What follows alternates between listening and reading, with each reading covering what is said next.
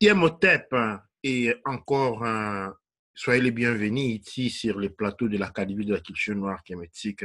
Aujourd'hui, nous nous retrouvons encore aujourd'hui dans notre expérimentation, dans notre découverte du féminin sacré. Aujourd'hui, nous nous retrouvons toujours dans le cadre du féminin sacré en relation avec les groupes Mama Wandombe fait en connexion ou en annexion ou à juxtaposition avec Yamuntu des Zolapagi Colombe. Nous retrouvons sur la conscience divine Mama Wandombe et la matrice. Depuis quelque temps, depuis pas quelque temps, un bon bout de temps, il y a cette renaissance, où je dirais encore en des termes plus clairs, cette renaissance du féminin sacré devient aujourd'hui claire parce que son détournement a échoué. Jadis, il y a quelque temps, on a parlé de l'émancipation de la femme. De l'émancipation de la femme c'est ci, la femme c'est ci, la femme c'est là. En fait, ceci a été tout simplement une tentative de détruire le féminin sacré en essayant avec toutes les forces, ayant investi surtout les latitudes et longitudes pour transformer la femme en un homme. La société, la société moderne, je voulais dire, des matrices occidentales, ne veut pas de la femme. En fait, cette démarche remonte déjà, nous la voyons au niveau de sa doctrine religieuse et de son document principal, la Bible, où au début, nous avons un Dieu créateur qui, lui, crée un homme, ok, qu'il tient dans un jardin d'Éden complètement nu, et après, il crée une femme, qu'il trouve les moyens de mettre sur le dos une malédiction, parce que selon dit-on, c'est elle qui trahit, ou qui pêche par permis, et donc est condamnée à souffrir 9 mois disons, pendant 9 mois pour donner vie. Mais quand le Christ rachète les péchés du monde, quand tous ont été pardonnés par la mort de Christ sur la croix, étrangement, la femme n'a pas été pardonnée. Elle doit toujours souffrir des peines de grossesse pendant 9 mois. Pendant que ça, c'était la première malédiction ou la première punition infligée. Mais ce qui m'intéresse dans ces cas ici, de revoir les rapports qu'il existe. Il existe un rapport entre homme et homme, entre homme et homme, un homme puissant, un homme non puissant. Un homme puissant entre un homme non puissant nu. Et dans les peintures que nous voyons souvent dans le monde chrétien, la Rome, nous voyons toujours des hommes avec des enfants nus. Cela peut très et reportable de manière assez logique à une divinité et à un rapport peu qualificable avec un homme qui est considéré un enfant nu, parce que selon la doctrine occidentale, aux yeux du Créateur, nous sommes tous des enfants. Et c'est toujours dans cette portée-là que les connaissances ont été déviées. Et aujourd'hui, que cette soi-disant émancipation de la femme a échoué, nous nous retrouvons comme l'on dit, quand on a touché les fonds, on ne peut plus que monter. Et on a aujourd'hui touché les fonds. En touchant les fonds, nous sommes maintenant en mesure d'écouter les cris de Mama Wandombe, la grande dame noire. La grande dame noire qui retourne avec force. Et dans la compréhension, pour non dire mystère du féminin sacré, nous sommes en train de parler bien exactement de ceci. Dans l'émission précédente, nous avons essayé de donner une reformulation à l'entité Tefnut, en disant que l'entité Tefnut est le créateur et les principes de la création. Parce que le créateur se crée, le créateur n'a toujours pas été. Dans une première phase, le créateur est Amen. Amen signifie le vide. Amen signifie un vide, mais un vide qui est potentiel. C'est-à-dire le créateur est conscient d'une certaine manière de ce qui est, mais n'est pas conscient de soi. C'est une forme de mort. La vraie forme de la mort, la seule forme de mort qui existe dans la tradition authentique noire. Les créateurs donc rentrent dans une phase de création en émettant les premiers sons Ankh. Ankh, le son de la vie. Mais pour être Ankh, les créateurs, en émettant les sons Ankh, les créateurs se manifestent avant tout en tant que force créatrice et donc Tefnut. Avec Tefnut, c'est fait la création. Et c'est seulement dans un état second qu'apparaît Shu pour ordonner la création. Cette forme de cosmogonie de la création détermine les rôles entre Shu et Tefnut dans la société à tous les niveaux de l'existence. Les créateurs créent ici un état macrocosmique. Cependant, la similarité du temps, ou disons la fractalité du temps, fait que la création se passe au même moment à tous les niveaux, à tous les secteurs, même les plus petits de l'univers. Donc nous parlons des fragments de l'univers ou des différentes portions de l'univers qui est infini. Ainsi donc le créateur se réplique à tous les niveaux. Et à chaque fois que le créateur se réplique, porte avec lui sa capacité créatrice. C'est ainsi que les féminins, Tefnut naît avec quelque chose comme 5 millions d'œufs. Ce n'est pas dit que la femme naissant avec 5 millions d'œufs va avoir 5 millions d'enfants. Loin de là. Mais cette naissance est symbolique de la force, ou disons, de l'identification avec le créateur dont est caractéristique la naissance d'une Tefnut. Et ceci était très bien connu dans le monde ancien. Il y a 6000 ans, il y a eu un renversement contre les forces de Apep, contre les forces de l'inconscience, les forces patrilinéaires, patriarcales, guidées par les archons, arrivent dans notre monde et invertissent les tout. Et donc, pour pénétrer notre monde, les archons avaient besoin d'un allié. Et l'allié a été l'homme. L'homme a usurpé le pouvoir des féminins sacrés. Ou je vais encore dire, les mettre en une formule plus dramatique. On a utilisé les fils contre la mère. Parce que tout chou reste toujours un fils par rapport à la Tefnut. Parce que la Tefnut vient avant la création du chou. Et non comme dans les documents qu'on nous fait lire de gauche à droite, où c'est l'homme qui naît. Puis, c'est-à-dire, c'est un homme sans capacité créatrice qui est créé en vent dernier, et puis on crée après une femme en capacité créatrice. C'est une création assez désordonnée si nous voulons avoir une forme de consécutivité dans les raisonnements. Or, la création n'est pas par hasard. Elle obéit à des règles bien précises. Aujourd'hui, ce que je suis en train de vous dire peut vous sembler confus. Confus parce que vous avez vécu dans un monde. Nous avons vécu dans un monde des polarités inverses. Excusez-moi, quand j'ai dit vous avez vécu, je suis en train de parler en tant que Mama Wandombe, en tant que le fils de Mama Wandombe, et non en tant que moi pour ne pas créer un discours de distance. Nous avons vécu dans un monde fou. Nous avons vécu dans un monde malade.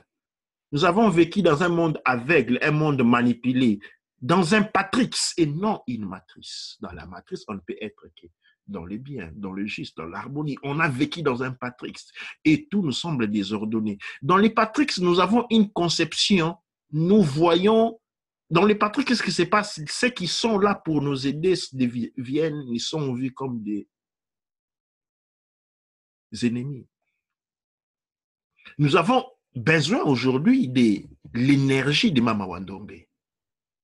Et cette énergie, cette conscience nous ouvre les yeux. Cette conscience dans le monde noir, parce que le monde noir et l'humanité est née par excellence. Aucune autre humanité peut arriver à la vérité, à la réalisation sans passer par nous, la voix, les premiers fils de Mama Wandombe et les plus anciens. Cependant, pendant trop longtemps, nous avons vécu dans des paramètres injustes. Ce que je dis peut sembler étrange. Cette destruction, la destruction de notre monde, est passée par Tefnut, la femme. En désacralisant le féminin sacré, le monde est rentré dans un état de mort, de destruction. Et c'est en resacralisant les féminins sacrés que le monde retournera à sa gloire. Car les fils honorent toujours la mère. Aujourd'hui, nous sommes invités à redonner de la place au monde féminin. Mais pas que le monde masculin doit redonner de la place au monde féminin. Dans une thérapie de composition, les choux aident les tefnouts à se refléter dans le chou en voyant un fils et en se reconnaissant comme mère et donc une portion, un reflet rayonnant de la conscience de Mama Wandombe. Et cette étape est très particulière en soi et pour soi. La question qui viendrait à l'esprit tout de suite, c'est celui de passer, mais comment les faire? Eh bien, la première est celui de par l'intention, le pouvoir de l'intention. Mama Wandombe donne à chaque tefnout en premier le pouvoir de l'intention. Ce pouvoir s'exerce à travers une auto-affirmation de son état, de son identité divine. Et l'identité divine se manifeste à travers les faire. Le féminin a un faire qui est différent du masculin parce que le faire du féminin confère les pouvoirs. Disons que le féminin a autorité assise. C'est ainsi qu'on parle des Auset, les trônes. Pendant que le masculin a autorité debout. C'est ainsi qu'on parle des héros. L'aigle, c'est lui qui vole. Mais l'aigle volant ne peut rester pour toujours dans le ciel. Il doit toujours se poser sur la terre à un moment donné. Telle est la relation de dépendance. Le féminin sacré, ou je dirais Mama Wandombe, est présent parmi nous. Sa conscience, ou une partie de sa conscience, est ce que nous appelons Maman Toto, dont le corps est la terre sur laquelle nous marchons. Le premier ancêtre le premier ancêtre par excellence. La dame ou la mousse qui a derrière elle les soleils noirs dont les rayons sont dorés. C'est cette énergie qui se réveille aujourd'hui. Mais cette énergie exige, ou disons, suit une procédure bien définie. Aujourd'hui, nos mouts ont cessé d'être des tefnouts. Qu'est-ce que cela veut dire? C'est-à-dire elles ont abandonné leur pouvoir divin et sont devenues des instruments de reproduction, tout simplement. Quand une moute est enceinte, elle exerce sa prérogative divine de créer comme le créateur et non juste un acte de peupler le monde. Chaque naissance, chaque fois que Tefnut reste enceinte, et pendant 9 mois, disons, elle maintient la gravidence jusqu'à la naissance. En fait, il s'agit des rituels, les rituels de la création. Et chaque mois, chaque étape est une représentation du haut dans le monde du bas. Et donc, donner naissance n'est pas seulement une action, un simple peupler le monde, mais c'est un rituel représentatif de l'exercice du Créateur. Je disais l'autre fois, dire que le travail de la femme, son travail naturel de la femme, soit sans importance, est une blasphème du point de vue de l'authenticité de la tradition noire, parce que la femme, exactement, met en acte, ou renouvelle, ou démontre devant les yeux de tous ce que le Créateur fait, chaque jour, chaque instant de son infinie existence. Créer et prendre soin de la création. Créer et prendre soin de la création. De ces points-là, beaucoup de choses deviennent beaucoup plus claires. Vous vous rendrez compte qu'aucune mère enverrait un autre fils pour se faire tuer, pour aller sauver les autres fils qui ont été pris dans une, je ne sais pas moi, dans une situation dangereuse.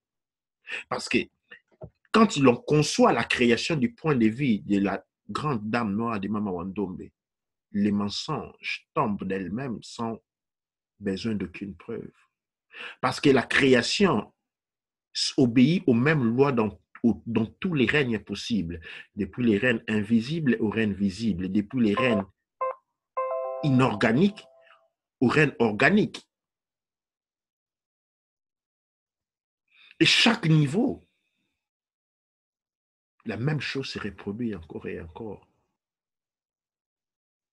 Le monde des humains a perdu cette voie. Le monde des humains est rentré dans l'étape patrilinéaire, qui lui signifie le pouvoir de l'homme sur la femme. De ces faits, cela est une preuve pour démontrer que nous sommes gouvernés par les forces APEP. Un monde, un état où les forces masculines sont à la gouvernance, c'est un monde corrompu. C'est ainsi que, comme dans la Bible, nous retrouvons cela au niveau fractal. On essaye tous les jours de se débarrasser de la femme.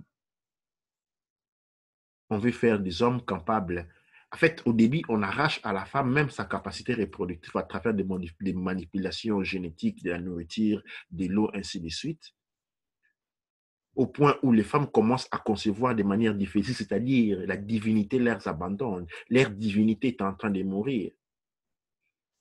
Et puis, on veut faire un embryon électrique qui peut donner naissance pour que des hommes et des hommes puissent créer des enfants. C'est-à-dire en reproduisant la même logique qu'on a au début du livre chrétien, où il y a un père créateur, un Dieu créateur, un homme, qui crée un homme avant tout. Et c'est seulement parce que l'homme est en train de s'ennuyer qu'on crée une femme. C'est-à-dire qu'il n'y avait en fait pas de raison. La femme a été créée par simple ennui de l'homme.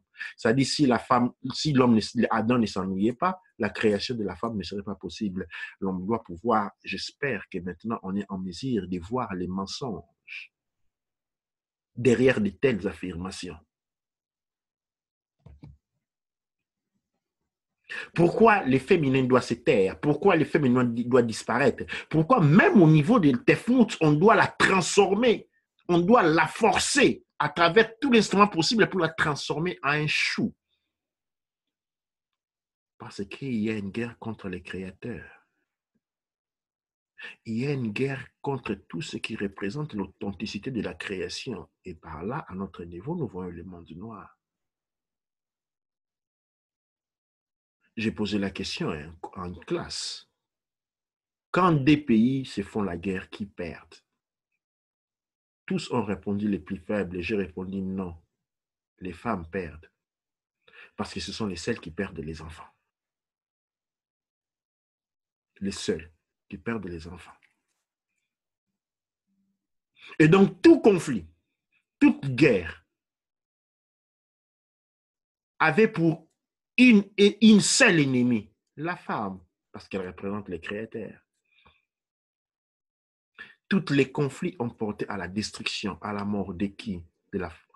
On va à guerre pour tuer. Nous sommes vivants dans un monde patriarcal où l'accent est mis sur la fabrication des armes, où aujourd'hui la femme a été chosifiée. Qu'elle puisse être policière, ministre ou quel que soit, elle doit toujours utiliser son corps, prostituée. La femme pour aller n'importe où, doit toujours utiliser son corps. Et quand elle n'utilise pas son corps, il doit devenir un homme dans les caractères, dans l'agressivité. Mais pourquoi c'est là? Pourquoi pourquoi les mondes, les sociétés modernes se font tant de mal pour détruire la femme pendant qu'elle est définie être l'être la plus faible? En rapport avec l'homme, bien entendu. Pourquoi donc doit se faire tant de mal pour détruire celui qui est faible? Parce qu'il y a quelque chose qui n'est pas dit. Il y a un grand mensonge. Parce qu'on ne s'attaque pas contre les plus faibles, mais plutôt contre les plus forts. Mais Tefnout en soi se perçoit comme être faible. Pourquoi elle se perçoit telle faible? Parce que Tefnout a arrêté de faire ce que Tefnout fait pour confirmer sa puissance. Cela n'est seulement pas un fait littéraire, de savoir du point de vue de la littérature que la femme représente les féminins sacrés. Mais cela est dans les fers féminins qui confèrent le pouvoir. Et dans la tradition, il y a des instruments qui confèrent le pouvoir de la femme. J'ai indiqué dans la tradition noire authentique, chaque femme doit posséder certains instruments qui sont par exemple les balais. Parce que c'est la femme qui balaye la maison, spécialement au lever du soleil. C'est-à-dire avant que le soleil s'élève, la femme balaye la maison c'est-à-dire elle réveille le soleil. Et les balais et les symboles qui confèrent à la femme son pouvoir, lui reconnaît son pouvoir, son autorité sur les cycles du jour, sur les venirs du jour et de la nuit. C'est la femme qui prépare la nourriture pour marquer les passages d'un état de la nature à un autre, d'une saison à une autre, comme on passe du matin, de l'après-midi au soir, par les repas. Les repas interviennent, ou c'est un processus à travers lequel on passe d'un état de choses à un autre.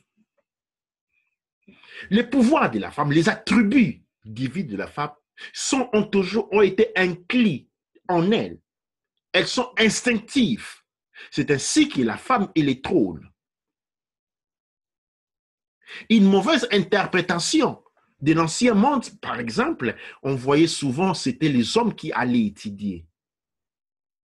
Et on a pensé que la femme n'était pas intelligente, n'était pas importante quand on est rentré dans le monde patriarcal. Mais en réalité, les femmes n'allaient pas étudier comme les hommes. La femme est déjà instruite. Son information se trouve à l'intérieur d'elle. L'homme, par contre, doit accumuler de l'énergie, c'est-à-dire doit emprunter l'énergie de sa mère pour pouvoir s'ouvrir au monde. C'est ainsi que le masculin, le chou, a besoin d'un trône. Il doit apprendre à gouverner. Mais le féminin n'a pas besoin d'apprendre à gouverner parce qu'elle est le trône, elle est le fonctionnement, elle est le gouvernement par soi. Et donc, les gouvernements que nous voyons, en fait, ce sont les instruments que les féminins sacrés utilisent. Mais ces instruments sont aux dépendances du féminin sacré de manière authentique et instinctive et automatique. Ça a besoin de pouvoir y accéder à travers une démarche éducative, ainsi de suite. Ce qui ne veut pas dire que le Tefnut n'était pas éduqué. Elle avait une éducation complètement différente. Parce que son état était complètement différent. Donc aujourd'hui, au réveil du féminin sacré, nous sommes apportés à comprendre pourquoi le monde que nous sommes en train de vivre est en train de se déchirer. Parce que la famine est en train de mourir, les créateurs est en train de mourir. C'est pourquoi nous sommes aujourd'hui capables d'attendre les cris de Mama Wandombe qui est en train d'être tué par ses propres fils. Toutes ces femmes que nous entendons violer de gauche à droite, dans l'Afrique spécialement. Qu'est-ce que cela représente? Cela est un signal d'alarme. Cela signifie que Mama Wandombe est dans une phase. Elle est en train de mourir. Et nous sommes ces assassins, nous sommes ces bourreaux. Mais ces cris étant, elle, une dame très puissante et aussi rénovateur. En fait, Mama Wandombe n'est pas en train de mourir, mais est en train de se transformer. Dans cette transformation, il crie, comme on dit en anglais, get to us. C'est-à-dire, il fait des manières de rentrer en contact avec nous.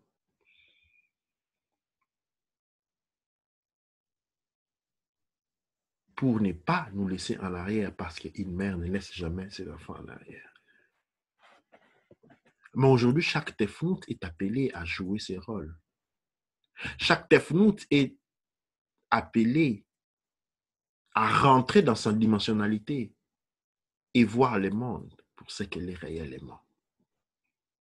À reconnaître son état de pouvoir. À reconnaître être le pilier central et la seule voie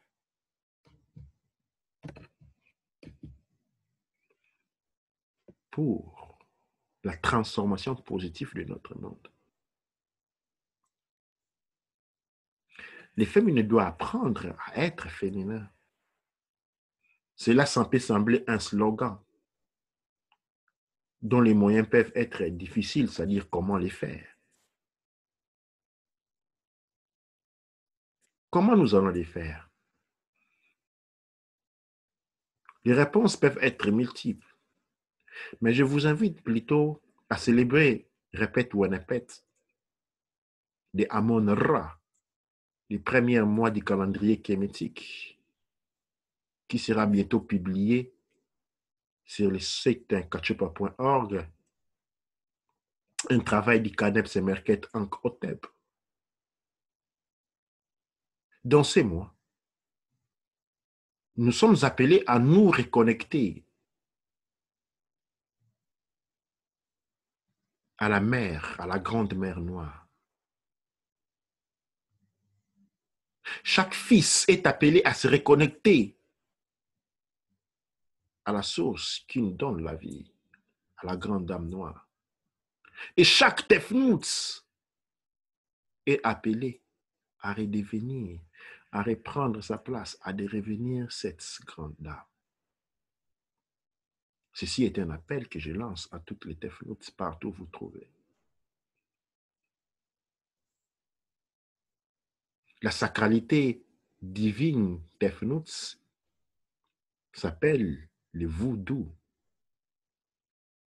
qui est la seule religion, la religion la plus démonisée du monde. Pourquoi? Parce qu'elle confère le pouvoir au féminin sacré. Elle n'est pas une religion, mais elle est un état d'esprit. Le voodoo est un état d'esprit où la femme joue le rôle de Tefnouts. Vous ne trouverez dans aucune autre religion, état, communauté, où la femme est considérée la parole, le pouvoir. Quand elle est faite, c'est parce qu'elle est manipulée dans l'état des églises de réveil. Nous savons qu'ils sont tous en dépendance des autres forces politiques, économiques qui sont derrière. Mais dans le voodoo, il n'y a que l'organisation de la société. Et donc, dans le cadre des féminins sacrés, nous aborderons le voodoo en tant que principe, en tant qu'état de conscience féminin. Quand les féminins rejoignent Mama Wandombe, exprime la balance, Mahat, devient Nut, exerce le pouvoir de création comme Tefnut, intervient dans le maintien de l'existence en tant que Mahat,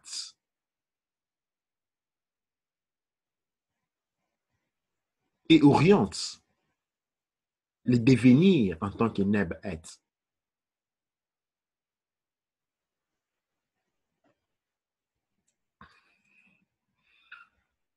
Dua necher, dua amon ra dua neb ercher. Shem em otep. Amasu empa emra sanksu. Emenra empa emra. Au kuaura manketipa erura.